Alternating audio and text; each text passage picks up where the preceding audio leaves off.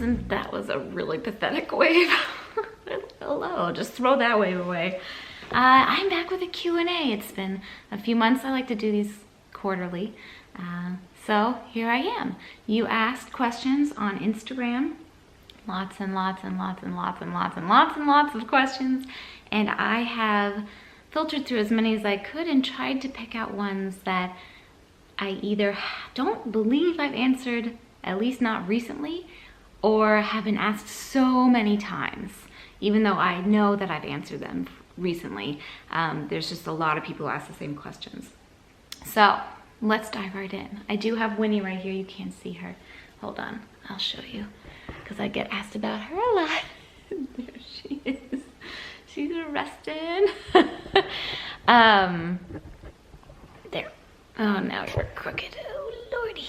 Okay, sorry, some technical difficulties. I did not realize that showing you Winnie would mess up my whole thing. All right, so I'm just gonna jump right in, and as I have been doing lately, I will pop in the question on the screen so you guys can see it. This one I got quite a bit, and I did address it in a vlog I posted earlier this week, but the question is, will you be doing your gift guides videos this year? So historically, I have posted several gift guides every year, and I think in recent years I'm up to 4. I do a little luxuries, and that's gifts from $25 to $50. Extravagant splurges, $50 and up.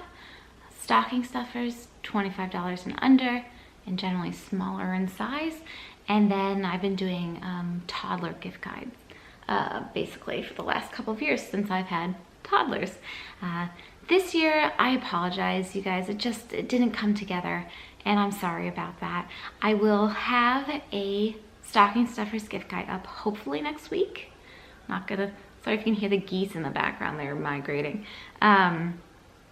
I can't promise that, but I'm pretty sure I'll have that up for you next week. And then I actually think I'm gonna post a haul, which is basically like what would be on my wish list, except I bought all the things so I could show you in a video instead of putting them in a gift guide, but I bought them. So that will go up probably in the next week or two. And then I might go ahead maybe a little bit closer to December and put together a toddler gift guide where I just share with you what my kids' favorite toys are from the past year, and they're my top picks for things. So those things are coming, so I guess I'm still doing basically like 3 gift guides. It's just not the same that I've been doing in recent years, and I am not going to be posting them on my blog. I am hoping to relaunch the blog in the new year.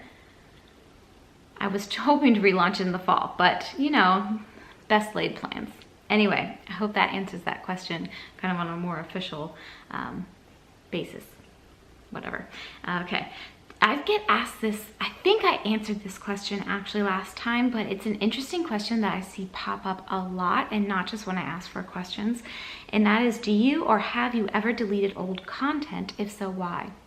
I have not intentionally deleted any of my content except for one video I can remember. It was a planner review I did several years back that I provided some misinformation accidentally in that video. The planner company reached out and was like, hey, this isn't right. So I re-filmed it or re-edited it. I don't know what I did, but I fixed the video and then re-uploaded it. And that's honestly the only video I can think of to date that I have purposely deleted.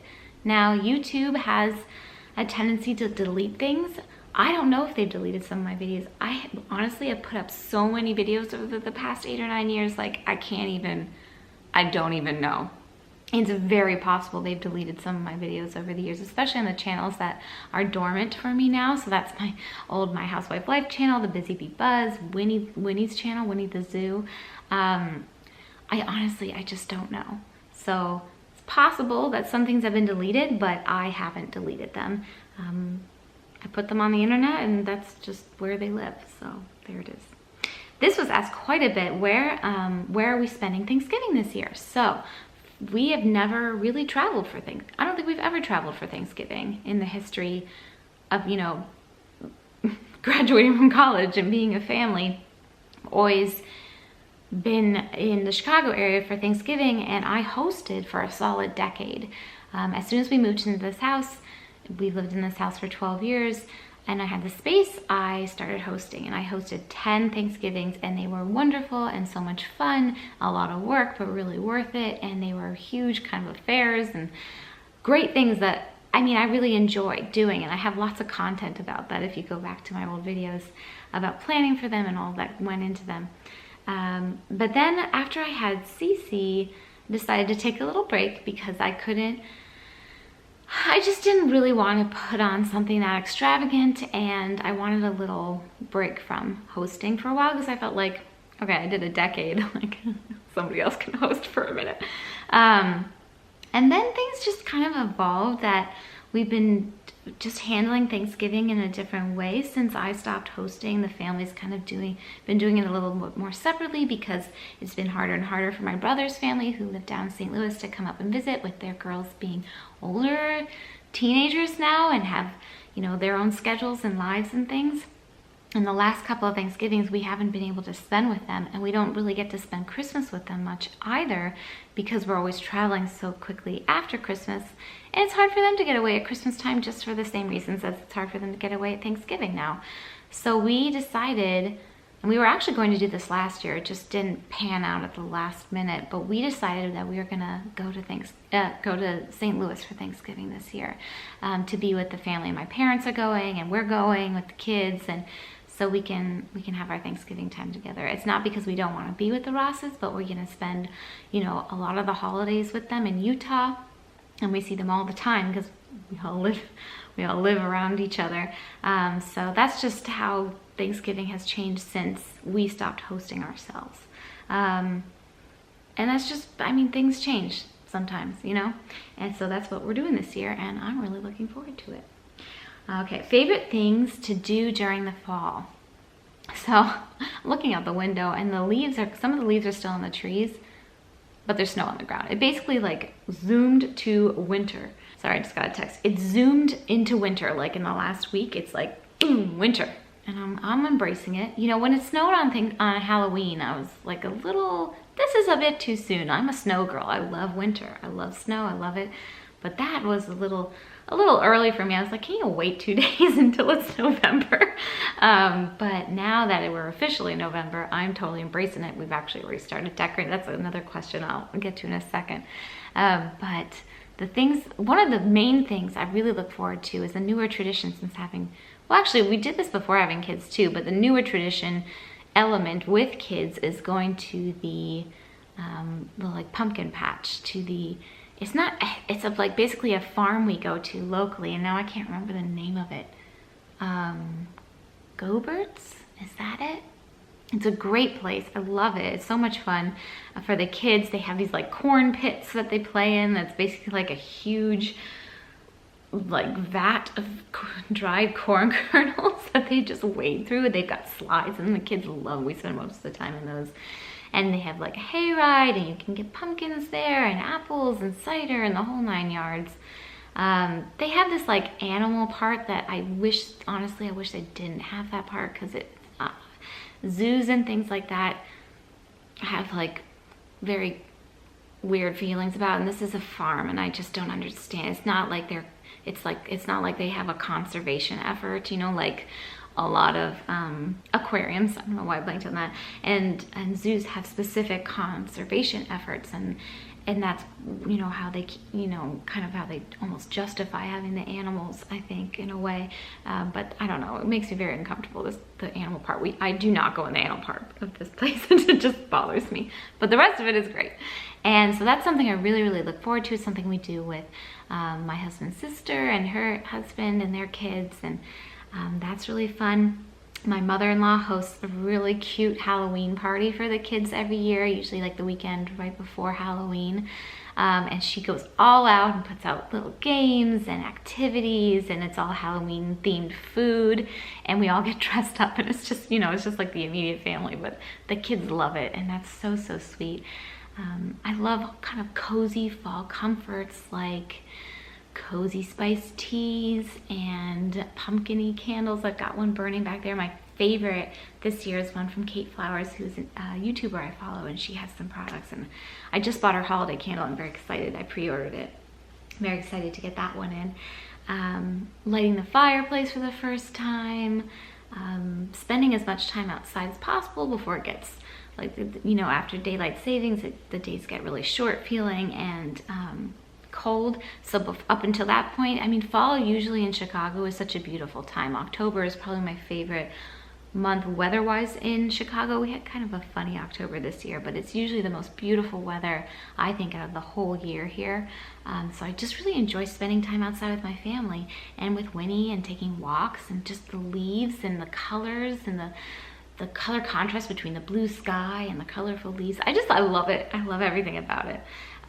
So I hope that answers that question a bit. Do you still like to collect things? Do you still have some or all of your past collections? Again, if you've been following along for a while, I used to collect a lot of things, especially, I think I was a big collector in my childhood. I collected trolls and bouncy balls and stickers. Those are the three that really stand out. And then in my like 20s, I would say I collected nail polish. I collected these little, I can never say it right, Swarovski crystal bear things. That Don would give me as gifts for the holidays and, you know, whatever sometimes. Gosh, now I can't even think. Like, I collected planners, I would say, even, and more planner stickers. I mean, those are even more recent collections. I would say since having kids, I don't collect things as much. I think the one thing that I really collect now is memory keeping supplies, and that's only because I haven't dedicated time to using them, so they're collecting. And I probably should pause some of my Allie Edwards subscriptions, but I just love her stuff so much, and I like supporting her as a small business, so that's, I don't know, I keep up with it. But those are the things, that's like really my conscious collecting at the moment.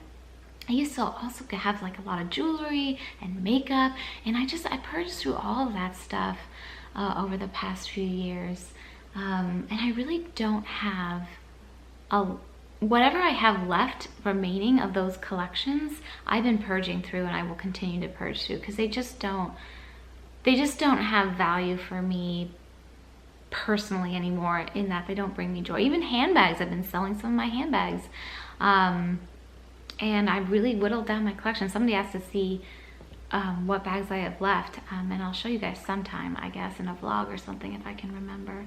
But I think the things that I still kind of collect are children's books, memory keeping supplies. I'm trying to think of what else I really collect.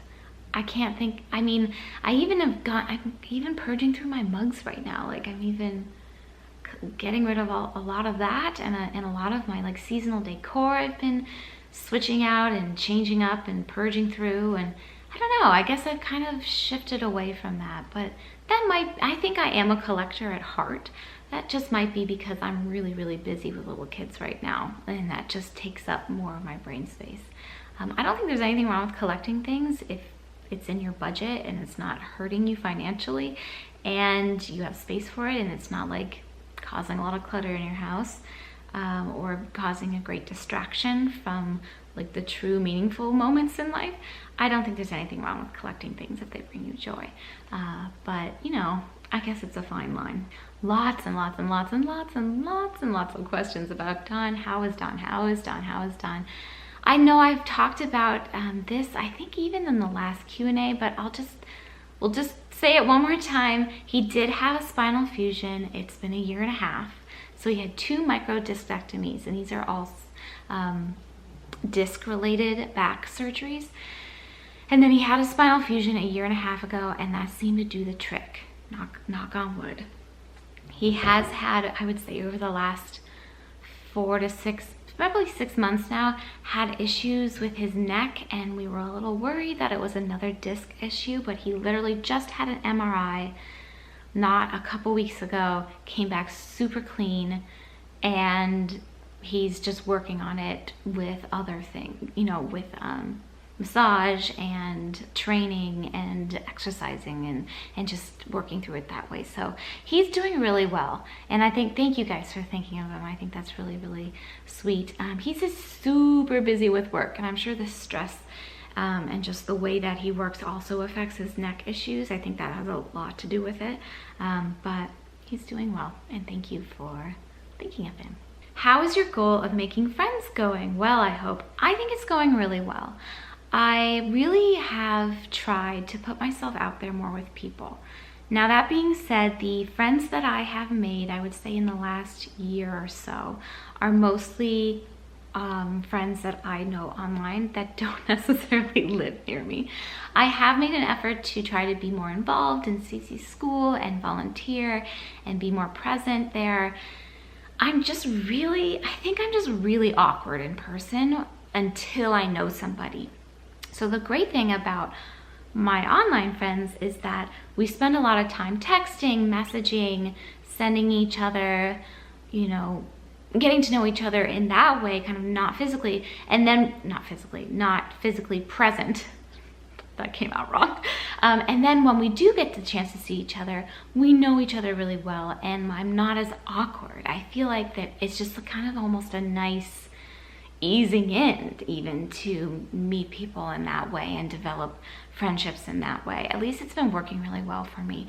So I wouldn't say I have like a bajillion friends suddenly. It's never was my goal, but I would say I have a good solid group of a few wonderful girlfriends who I can count on through thick and thin, and I'm really grateful for that. And it's something that I need to make sure that I keep up with, because I tend to wait for people to talk to me, because I feel like I'm imposing if I am just like, hey, how you doing? Blah, blah, blah. So I'm trying really hard to get out of that mentality and to reach out more and just to be more proactive with friendships in that way. I think that makes a big difference. But I'm really proud of myself. I think it's going really well, and I love my girlfriends. I got so many questions about upcoming Disney trips, and I know I talked about this several times in the last few months, but I'll mention it again here only because there was like 36 people who asked the same thing. I know you have said it at some point, she says, but any Disney trips on the horizon? Yes, we're going in March for spring break, 7 days. I am pumped. Cece has been talking about that. I know like one tactic with kids is to not tell them about your travels until like right before you go, because they tend to fixate, and if you have little kids, you know what that means. Like it can be a little intense. But Cece, I mean, she just talks about Disney World pretty much every day. So she knows we're going for spring break, and that's a long time from now, but she's just, like she talks about all her favorite things there. Cinderella's castle and the carousel and the Bibbidi Bobbidi Boutique, and like seeing Mickey Mouse and all that. And so she's just really excited. She's not impatient about it, at least not yet. So it's coming up. I know it'll be here before we know it.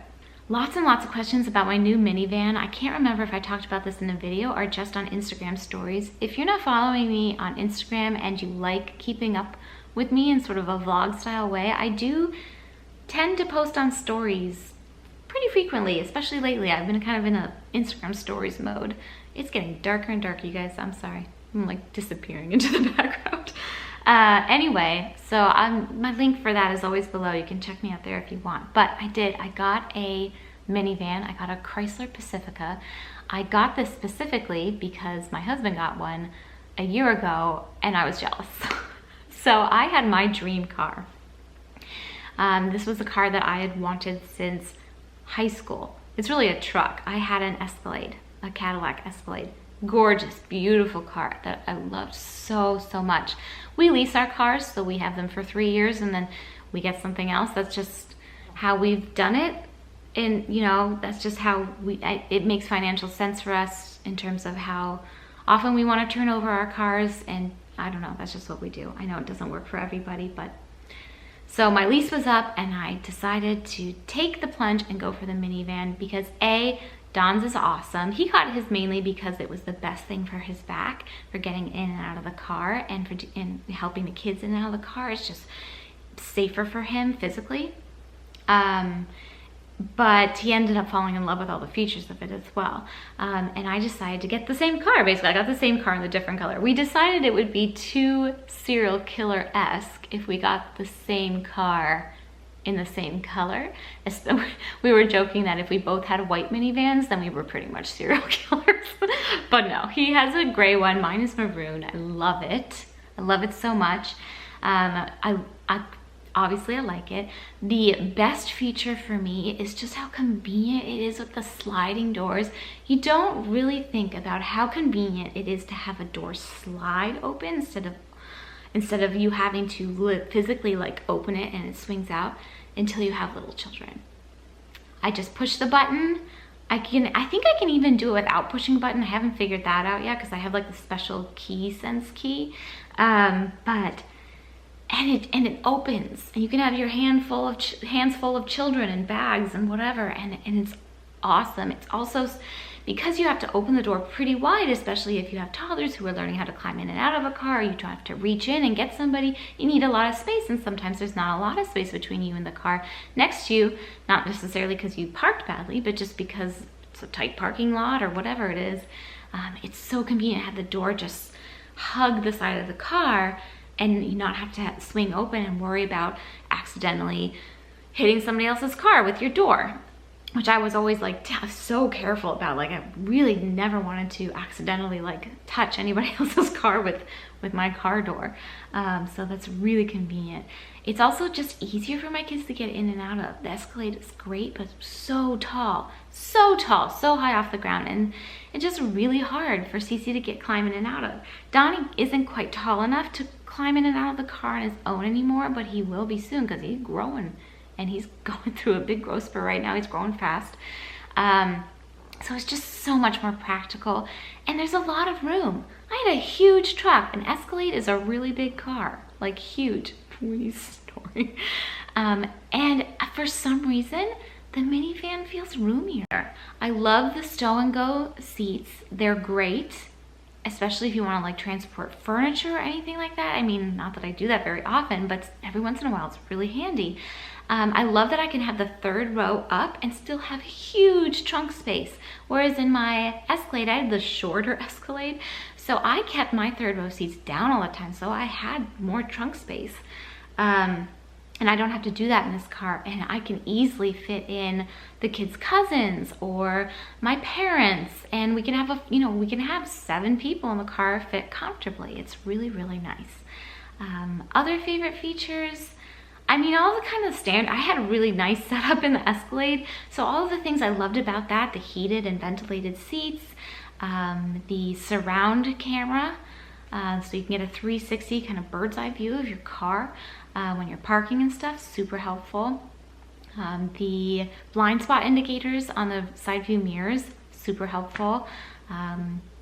Just built-in GPS and things like, I mean, just kind of the things that I got spoiled by in my Escalade. I still have them in my minivan. It's literally half the price. The monthly payments are half. So that's always a good thing too. And then a feature that is very specific to the minivan is it has a built-in vacuum. I have not yet used my built-in vacuum. I've only had the car for a couple of weeks, but there's already been a crumb situation that I'm going to use the vacuum today, and I'm so excited. That, I mean, it's just like, it feels really extra, but it's when you have toddlers and there's crumbs, and there's always crumbs, always crumbs. And I feel like there's gonna be a lot of crumbs up through all of their teenage years. So nice to have the vacuum built into the car. It's so extra, but I love it. So that's kind of like my initial impression of the car. I think it's gonna be a long and loving relationship. I will have it for 3 years, and then I'll reassess if I wanna stick with a minivan or go to something else. I don't know, the kids will be older by then, but we just started our 3-year journey together, so we will continue on. And I will do a car organization video. Let me live in it for a little while and figure out. I think probably in the new year I'll do a car organization video. I can't ask that all the time. When are you decorating for Christmas, and will you be doing a Christmas house tour? The answer is already started and absolutely. I do a holiday, a holiday home tour, holiday decor tour, something like that, every year. It's one of my favorite videos to put up. I'll post that in December. So I will definitely show you. I've found since having kids, I've started decorating earlier and earlier and earlier. Before having children, I was a stickler that no Christmas things or even Christmas music or anything related to Christmas could go up until the day after Thanksgiving. And then I would like fly around like crazy that weekend after Thanksgiving and put everything up all at once. Well, with little kids, it's a little harder to do all of that all at once, but also they're so excited and their excitement feeds my excitement. So I have found with each, passing year now, and Cece will be 4 at the end of this year, so it's, there's been several Christmases with kids that I'm putting things up earlier and earlier. And what I've been doing this year that's been really fun is every day I put out a new area or section or one decor item, and then Cece finds it and it's a surprise and she loves it. She gets really excited about it. I've been sharing a little bit about that on Instagram stories when I can capture it on film, but that's been really fun. So look for the holiday house tour coming probably early mid next month, and because I'll be done early with my decorating. And like I said, I share these things on Instagram stories, so you can check them out there if you want to see things in the interim. I thought this was a really interesting question. I have not received this question before. Do you believe in ghosts, and have you ever had a paranormal experience? I am fascinated by paranormal stuff. I think it's just fascinating. I will say that I do believe in ghosts because I have no evidence to prove otherwise, that there are no ghosts. In fact, I don't know if I've necessarily had a very specific paranormal experience, but I work a lot on vibes and just kind of like feelings of things. And I just feel sometimes like I'm in the presence of spirits. And like I said, it's not like, oh, that's dear old Aunt Jane over it. No, I haven't had like a specific experience like that, but sometimes you catch something out of the corner of your eye, or you just have this weird feeling of deja vu. Like that, it's those sorts of things that make me think, hey, that's possible. I really truly believe that seeing is not all that you need for believing. I think you can believe in a lot of things that you can't see, and I try to keep an open mind with things like that. But ghosts, absolutely believe in ghosts. And I'm gonna end on that one because this is long enough. Anyway, I hope you guys enjoyed my Q&A update. Hopefully I got to some of your questions. Thank you to everybody who submitted questions. I tried to pick some different ones, and like you said, there was just some that were so popular I just went over again. So I will be back with holiday gift guide-esque videos really soon in the next week or two. And in the meantime, I hope you're all well and enjoying these last couple weeks of fall. That's not true. I guess it's technically fall until the winter solstice. But I don't know, it kind of feels like winter when you start decorating for Christmas and there's snow on the ground. So there's that. Anyway, enjoy, stay warm if you're in a cold climate, stay cool if you're in a warm climate. I hope you have a wonderful day. Thank you for watching, and I'll see you real soon. Take care, you guys. Bye.